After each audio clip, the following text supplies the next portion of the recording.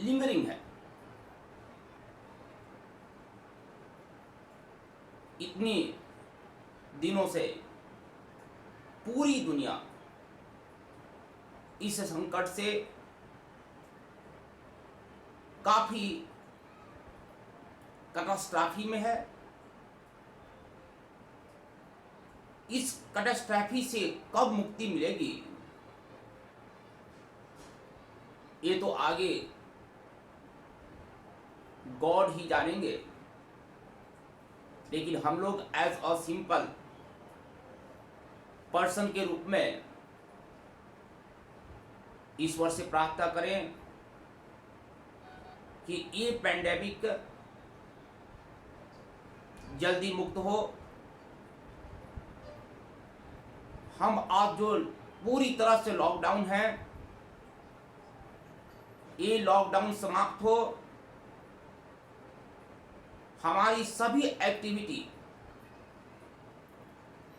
पूरी तरह से पहले की तरह समान हो जाए।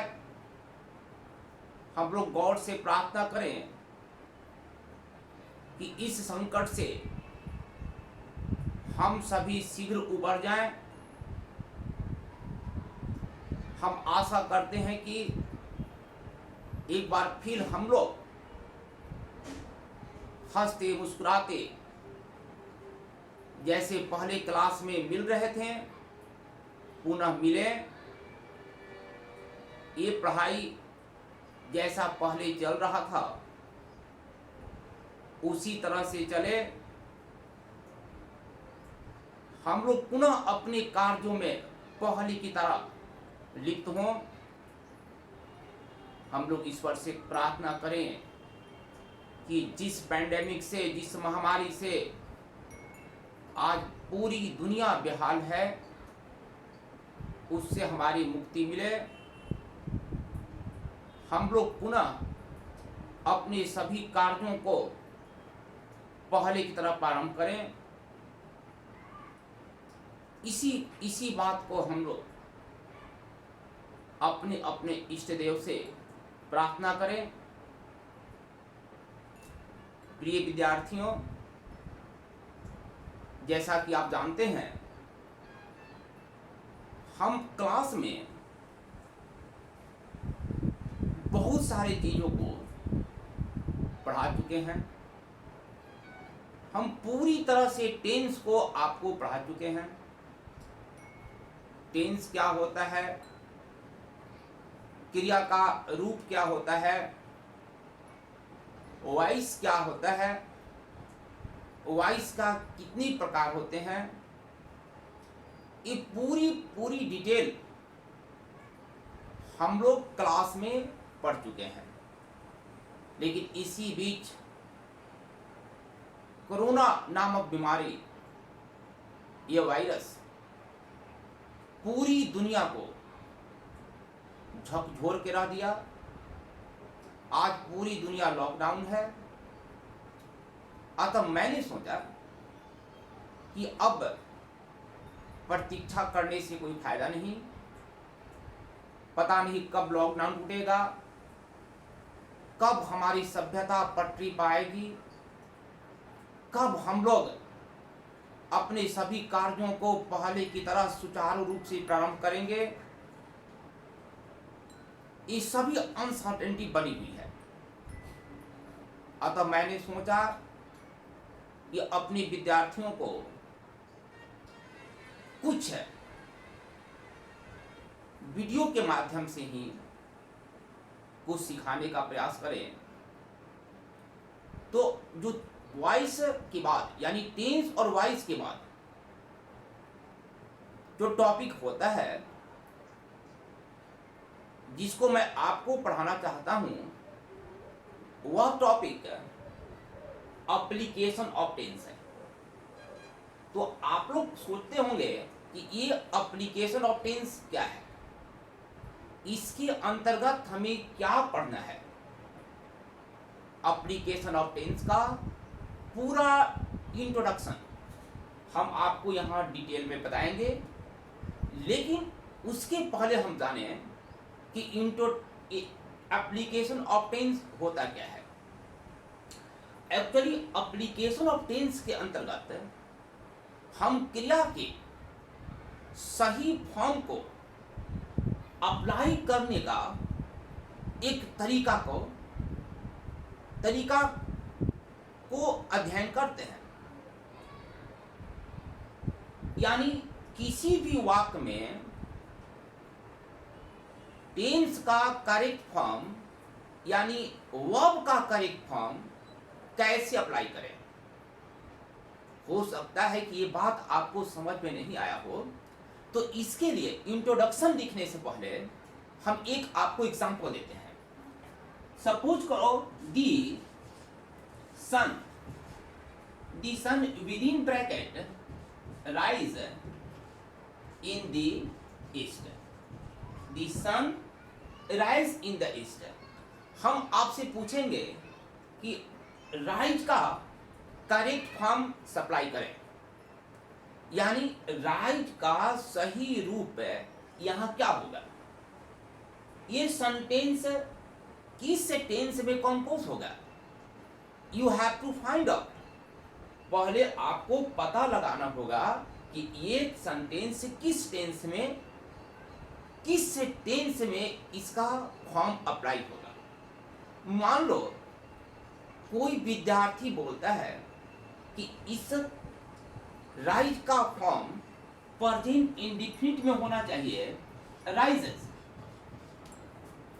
हो सकता है कि someone will say the answer is in present continuous tense. It means is rising. Number 3, some students will say the answer should be in present perfect tense. It means has risen. In the same manner, some students will say the answer should be in present perfect continuous tense. It means has been rising. But you should think any one among these four is right, and the right answer is number first, rises, not present continuous tense, not present perfect tense, not present perfect continuous tense. Then how will you find out? How will you find out the sentence will be composed in present indefinite tense? How will you find out? For it, there are a number of rules. There are a number of indicators. इसके लिए बहुत सारे rules हैं, बहुत सारा indicators हैं, और क्रिया का सही रूप सप्लाई करने के लिए उन सभी इंडिकेटर्स को, उन सभी रूल्स को यू हैव टू रिमेंबर। तो हम सभी टेंस का बारी बारी से रूल्स और सभी टेंस का बारी बारी से इंडिकेटर्स को याद करेंगे। लेकिन हम सभी रूल्स को और सभी इंडिकेटर्स को याद करने से पहले यानी लिखने से पहले हम लोग जानेंगे कि एप्लीकेशन ऑफ टेंस का इंट्रोडक्शन क्या है। हालांकि कुछ हम अभी बतलाए हैं, वो इंट्रोडक्शन यहाँ पर लिखेंगे। इंट्रोडक्शन क्या होता है? Number first, introduction first.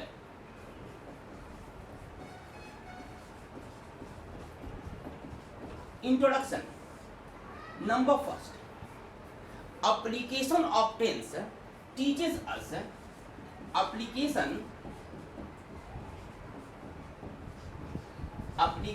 of tense teaches us how to supply correct form of verb in any sentence। मतलब application of tense teachers, application of tense teachers में सिखलाता है अस हम लोगों को हाउ टू सप्लाई, कैसे लगाया जाए करेक्ट फॉर्म ऑफ वर्ब, क्रिया के सही रूप को इन एनी सेंटेंस, किसी वाक्य में, किसी वाक्य में क्रिया के सही रूप को कैसे सप्लाई किया जाए, यही एप्लीकेशन ऑफ टेंस सिखलाता है। Introduction number second,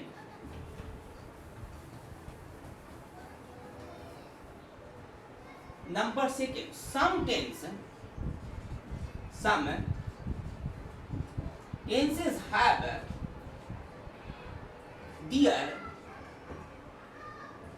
their particular, some tenses have their particular rules, while some have their particular indicators.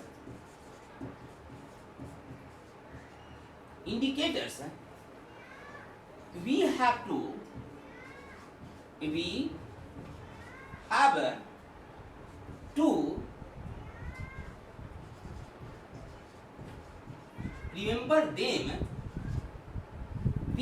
remember them to supply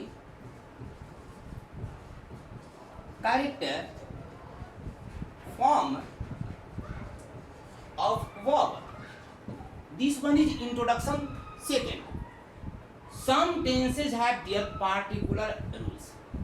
कुछ टेंस का अपना खास रूल्स होते हैं, जबकि कुछ टेंस का अपना खास सूचक होता है। We have to remember them. आपको, हम लोगों को उन सभी को याद करना पड़ता है क्रिया के सही रूप को सप्लाई करने के लिए। अब आप पूछोगे कि रूल्स क्या है, आप पूछोगे इंडिकेटर्स क्या है, इस सभी चीजों को हम लिखवाएंगे। यहाँ हम फिलहाल इंट्रोडक्शन कर रहे हैं। Now introduction number third,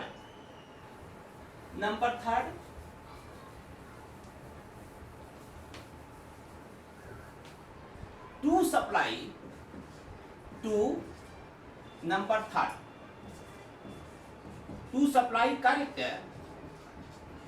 correct form of verb, to supply correct form of verb, the active and passive status of the sentence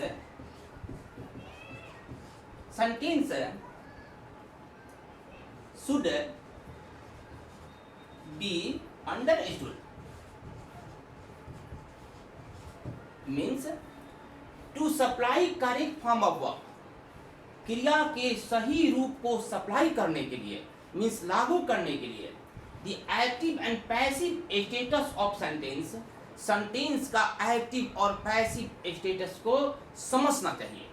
कौन सा सेंटेंस एक्टिव में है, कौन सा सेंटेंस पैसिव में है, इस बात को समझना पड़ेगा। बट कैसे, हम इसका पूरा डिटेल बताएंगे। Now introduction four, number 4, we have to remember, you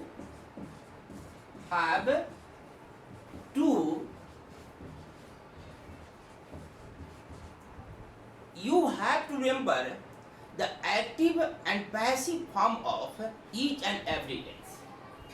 The active and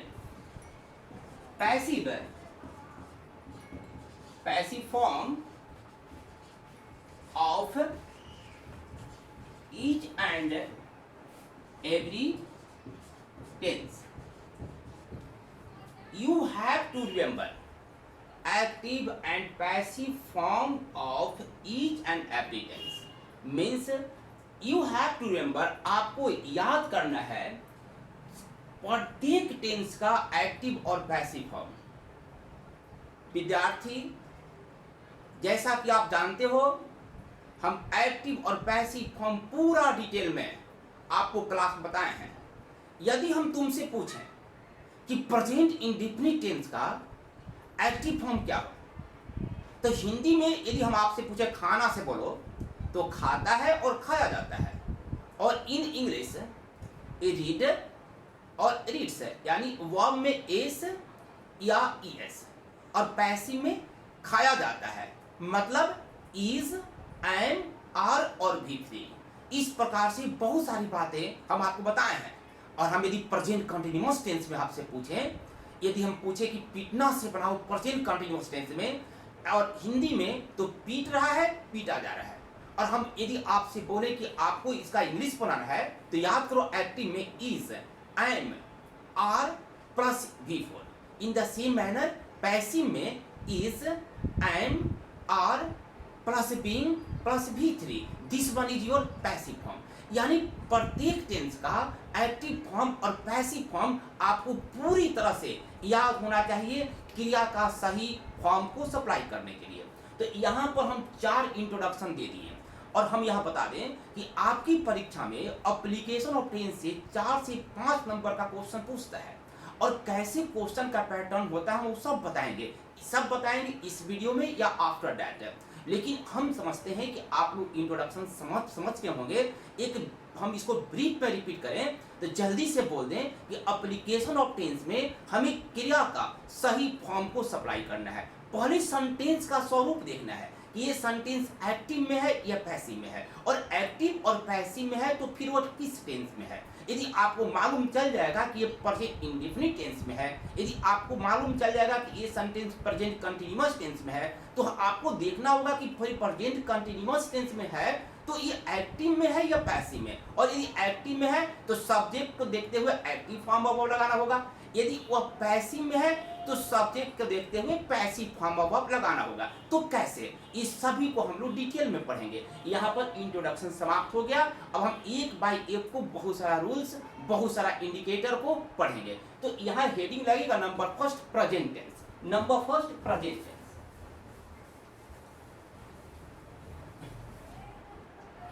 C number first present tense. Under this present tense, number first one is present indefinite tense. Number first, present indefinite. Present indefinite tense. सबसे पहले हम present indefinite tense का क्रिया का रूप याद कर लेते हैं कि इसका क्रिया का रूप क्या है। तो क्रिया का रूप हम समझते हैं कि आपको याद होगा, फॉर्म ऑफ वर्ब मीन्स क्रिया का रूप। नंबर फर्स्ट, वर्ब या वर्ब में एस या ES, this one is your active form of verb. This one is your active form of verb. Active form of verb. Now number second, is, am, are, is, am, are plus V3. This one is passive form of verb. Passive form of verb. This one is the active form of verb. This one is the passive form of verb. Or I think I have already taught about it elaborately. I discussed this topic before in class. Now here you have to write just below form of verb, you have to write present indefinite tense. Present indefinite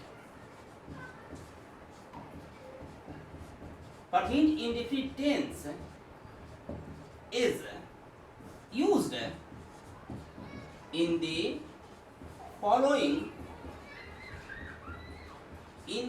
manner.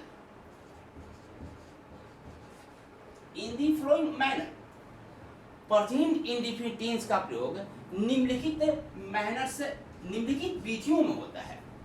Number first, rule number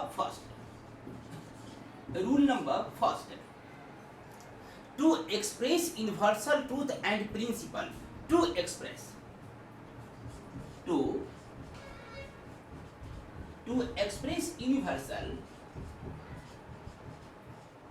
universal truth and principle means सामान्य सच्चाई तथा सिद्धांत को व्यक्त करने के लिए means सामान्य सच्चाई तथा सिद्धांत को व्यक्त करने के लिए प्रेजेंट इंडेफिनिट टेंस का प्रयोग होता है। आपको सेंटेंस को देखना पड़ेगा, समझना पड़ेगा, अरे ये तो समान सच्चाई है या तो कोई सिद्धांत है, तो यदि समान सच्चाई और सिद्धांत है तो उन्हें प्रेजेंट इंडेफिनिट टेंस अप्लाई करना पड़ेगा।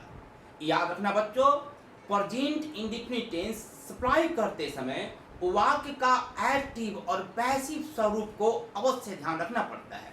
यदि वाक्य एक्टिव है तो एक्टिव फॉर्म ऑफ अप्लाई करना, यदि वाक्य पैसिव है तो पैसिव फॉर्म ऑफ अप्लाई होगा। यहाँ पर हम 5 एग्जाम्पल देंगे। ये रूल नंबर फर्स्ट हुआ। Example number first, just below you have to write example first.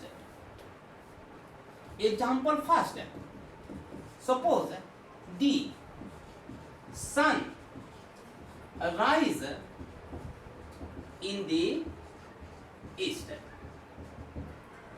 Everyone I think know this sentence should be composed in present indefinite tense because the sun rise in the east। in Hindi सूर्य पूरब में उगता है और ये universal truth है, ये सामान्य सच्चाई है, नैसर्गिक ट्रूथ है और इस तरह के वाक्य में हमेशा प्रेजेंट इंडेफिनिट टेंस सप्लाई होगा। और आप जानते हैं कि सन हमेशा एक्टिव होता है, मींस एक्टिव के रूप में अपना काम कर रहा है, तो यहाँ पर राइजेस आंसर होना चाहिए। Therefore answer is present indefinite tense in active RIACS rises. But यहाँ हम आपको बता दें कि आपकी परीक्षा में ये आंसर नहीं लिखना होता है। 4 यहाँ पर विकल्प दिया रहेगा, rises, is rising, has rising, rose, anything, किसी भी टेंस में कुछ भी दे सकता है। तो आपका आंसर को टिक आउट लगाना पड़ेगा, प्रेजेंट इंडेफिनिट राइजेस आंसर को टिक आउट लगाना पड़ेगा। लाइव टेस्ट क्वेश्चन का पैटर्न हम आपको खुद सेट के रूप में देंगे, होमवर्क के रूप में बनाने के लिए, लेकिन पहले इसका समझो कि आंसर राइजेस हुआ। इन the same manner, number example number 2, the earth revolve round the sun। here the earth revolve round the sun, REVOLV, revolve round the sun। This sentence should also be composed in present indefinite tense because the earth सूरज के चारों तरफ घूमती है, not घूम रही है, not घूमेगी, किसी अदर टेंस होगा ही नहीं।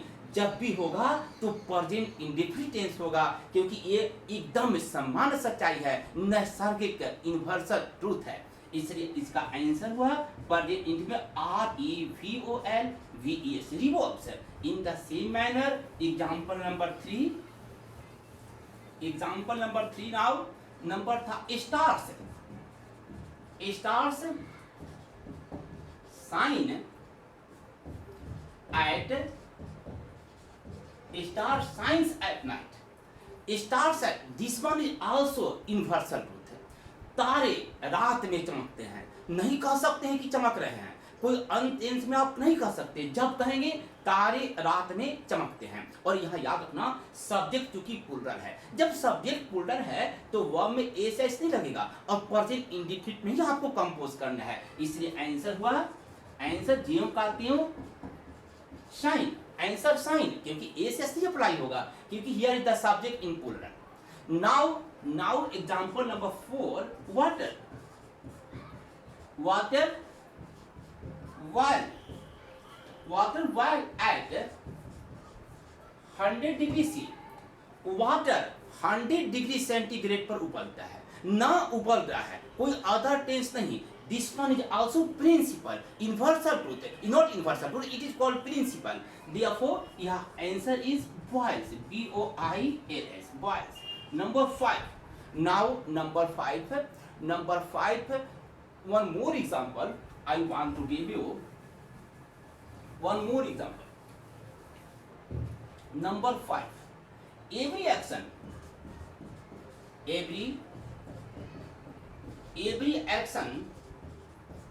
make its opposite reaction. This one is principle. और आई थिंक न्यूटन का थर्ड लॉ आप सब जानते हैं. Every action make it's opposite reaction. प्रतिक्रिया अपने विपरीत प्रतिक्रिया को बनाती है. इसका मतलब हुआ कि इसका भी answer in present indefinite tense makes. This one is the first rule. First rule, present indefinite का प्रयोग हमेशा सामान्य सच्चाई, यूनिवर्सल ट्रूथ और प्रिंसिपल को एक्सप्रेस करने के लिए होता है. यह 5 एग्जाम्पल हम दे दिए. बहुत सारा आपको एग्जाम्पल देंगे, बहुत सारा सेट देंगे बनाने के लिए. अभी तक आप प्रेजेंट इंडेफिनिट टेंस का सिर्फ एक रूल पढ़ें, रूल नंबर 2. अदर रूल्स हम आपको नेक्स्ट वीडियो में बताएंगे. अभी तक इतना, बट हम समझते हैं कि नेक्स्ट वीडियो में इसके आगे बताएंगे. आप लोग जरूर ध्यान से पढ़ना, समझना. यदि समझ में आ गया तो ठीक है, जो कुछ भी ये हम लॉकडाउन में हम लोग समझ सकते हैं ठीक है, नहीं तो अदरवाइज यदि कोई भी प्रॉब्लम हो तो हम लोग फिर क्लास में इस प्रॉब्लम को सॉल्व करेंगे. Okay, thank you.